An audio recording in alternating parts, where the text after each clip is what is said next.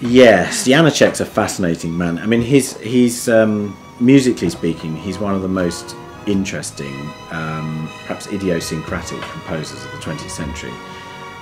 For a lot of people who've heard a certain amount of his music, it's instantly recognisable. I mean, you go into a concert hall or a theatre and you hear Janacek, and there's a certain Janacek sound.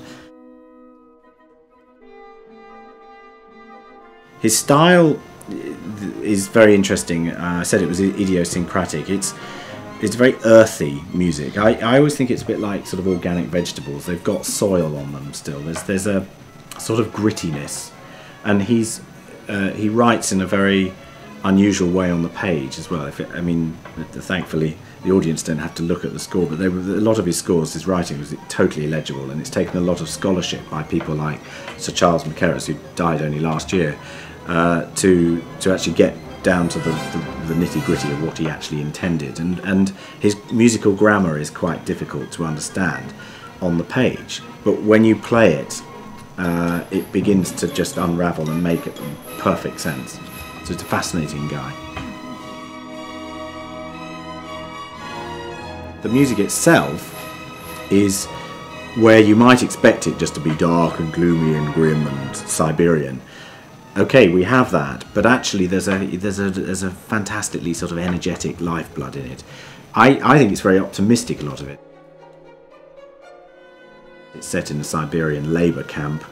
It's based on Dostoyevsky's novel From the House of the Dead, which indeed itself was based on Dostoyevsky's own experience of being incarcerated.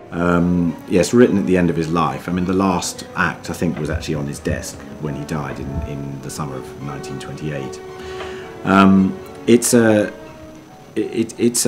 In a sense, it's a grim piece because the subject matter is obviously so grim. It's unusual because there's no normal sort of narrative in it at all. I mean, Janacek, he had a whole range of different subjects that he wrote operas on, particularly the last operas, the mature operas. He picks the most obtuse sort of subjects, pieces that other people wouldn't dare touch and try and set them to music. But he was fantastically dramatically aware. He adapted all his own librettos. So he actually translated the Dostoyevsky as he composed. This piece sort of takes us into worlds that even Janacek hadn't explored, because although, as I said, the subject matter is very grim, and essentially it's a chorus opera where individuals step forward out of the chorus and sing, and in a number of cases they tell us their stories. They tell us why they were incarcerated in this prison camp, and they're, in at least one case, they're very, very violent, cruel stories. These people are murderers, there's no doubt about it, and you can sort of understand in a sense why they're there.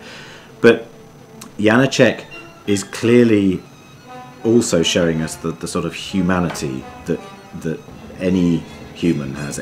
Whatever they've done, there is a sort of spark of what he calls the spark of God. He says in every creature, he writes this at the beginning, at the head of the score, in every creature the spark of God.